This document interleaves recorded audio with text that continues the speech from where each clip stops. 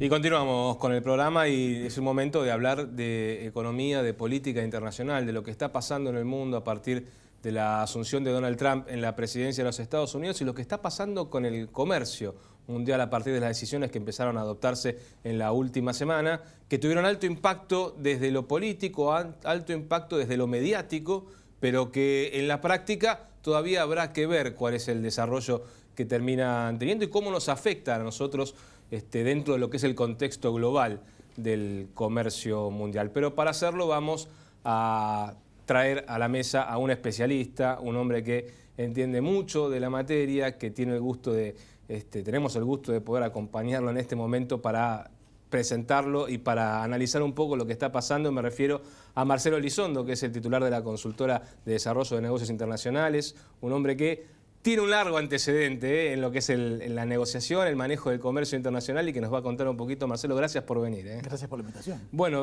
principalmente consultarte a partir de las primeras medidas que tomó Donald Trump esta semana. Hemos visto lapicera en mano firmando muchos decretos, algunas medidas que desde el punto de vista comercial han empezado a agitar a las aguas en el mundo.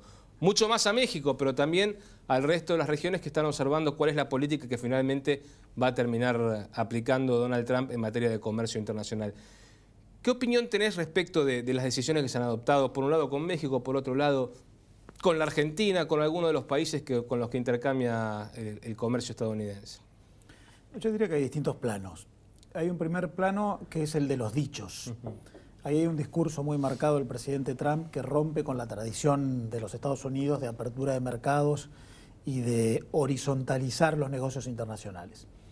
Un discurso del cual uno intuye que van a venir políticas más proteccionistas. Sí.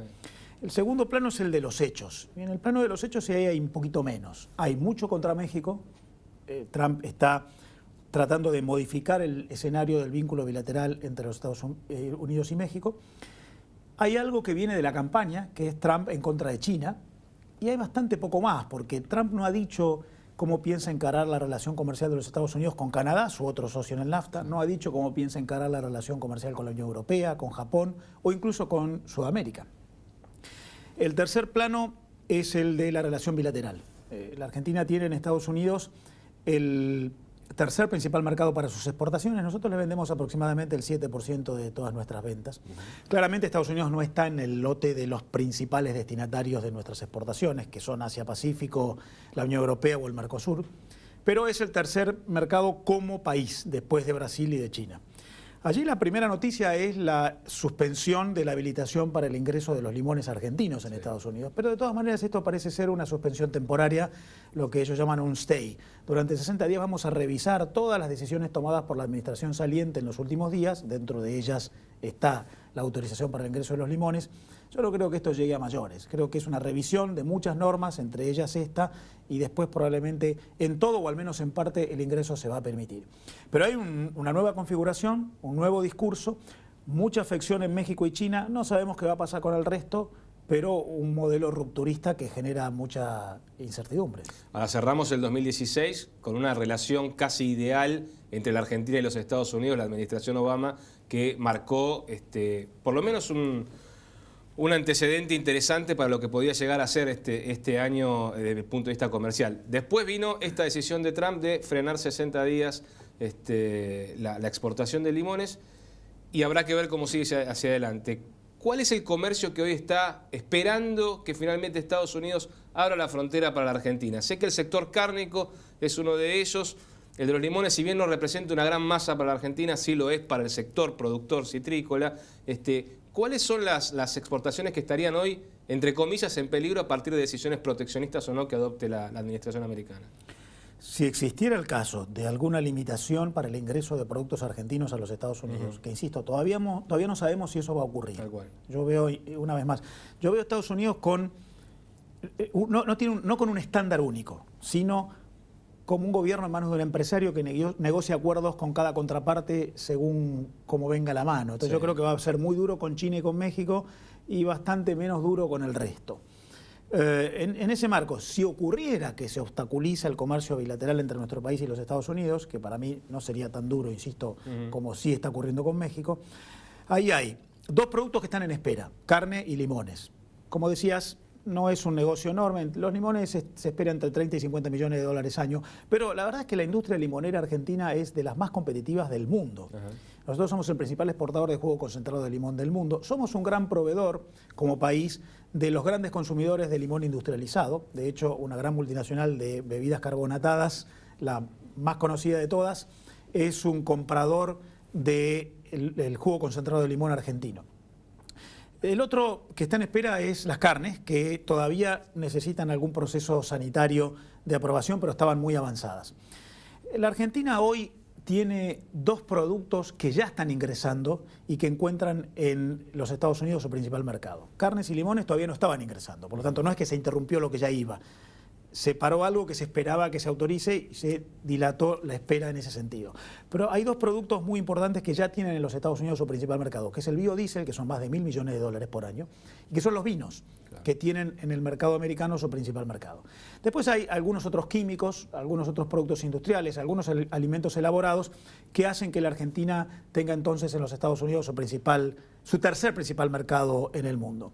Una vez más, yo me imagino que la relación va a ser dura, que no va a ser de negociación sencilla, pero que no va a generar una obstrucción como sí entiendo que Estados Unidos está planteando con dos mercados en los cuales yo mencioné, está poniendo foco porque dice, me están haciendo trampa, hay que equiparar las condiciones. Ahora, ¿hasta dónde puede Estados Unidos cerrar esa relación comercial con México, con China? Estuve leyendo algún documento que estuviste elaborando en los últimos días, muy interesante, en el que hablas de la internacionalización productiva, ¿no? Y en esto me parece que sería, me encantaría que puedas un poquito profundizar, porque tiene que ver con cómo es el comercio global hoy, cómo es la relación económica hoy que tienen los diferentes países. En el mundo hoy hay una enorme cantidad de industrias y en la mayoría de los casos son industrias de los países desarrollados, por ejemplo de los Estados Unidos, que han avanzado en la deslocalización productiva. Se han formado lo que se conoce como cadenas globales de valor, que en realidad son empresas que producen en distintos países partes de un mismo producto, partes que después se van enlazando en un encadenamiento productivo que terminan generando un bien final en un cuarto o en un quinto país. Siempre pongo como ejemplo emblemático el de la producción de aviones comerciales, los aviones en los que volamos cuando tomamos un vuelo de una aerolínea. Esas aerolíneas le compran aviones básicamente a dos grandes empresas multinacionales, una europea y una norteamericana. Esos aviones están fabricados con partes que se hacen en 75 países distintos. Eso es la cadena de valor. Distintos países produciendo partes que después se ensamblan. Sí. Implementar el proteccionismo implica que todo ese encadenamiento productivo tenga una obstrucción que impide ese flujo de bienes, que es armar una parte que después se ensambla en otra parte en otro país, que se incorpora en un bien intermedio en un tercer país, que en todo caso llega en un cuarto o en un quinto al bien final. En el mundo hoy hay alrededor de 6 billones de dólares que las empresas multinacionales comercian entre sí intrafirma en estos procesos productivos. Y hay otros 6 billones de dólares por año que las empresas multinacionales generan como comercio internacional por proveedores que las asisten para el ensamblado del que yo hablo. Estados Unidos es un actor muy principal en esto. Estados Unidos es el segundo principal importador del mundo, el primer exportador de servicios del mundo, el segundo exportador de bienes del mundo. Es una economía muy internacionalizada, compra y vende constantemente y no necesariamente, como dice el presidente Trump, autos terminados o equipos de aire acondicionado terminados, sino insumos para la producción.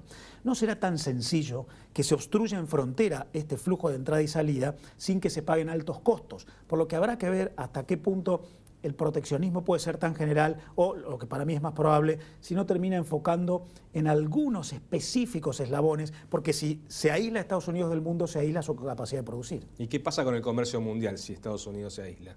Bueno, claramente se afectaría mucho. Estados Unidos representa aproximadamente 9% de todas las exportaciones mundiales y 13% de todas las importaciones mundiales. Por lo que estamos hablando de uno de los tres grandes actores del comercio internacional en el mundo. Los tres grandes actores son Estados Unidos, la Unión Europea y China. Y además que comercian mucho entre sí.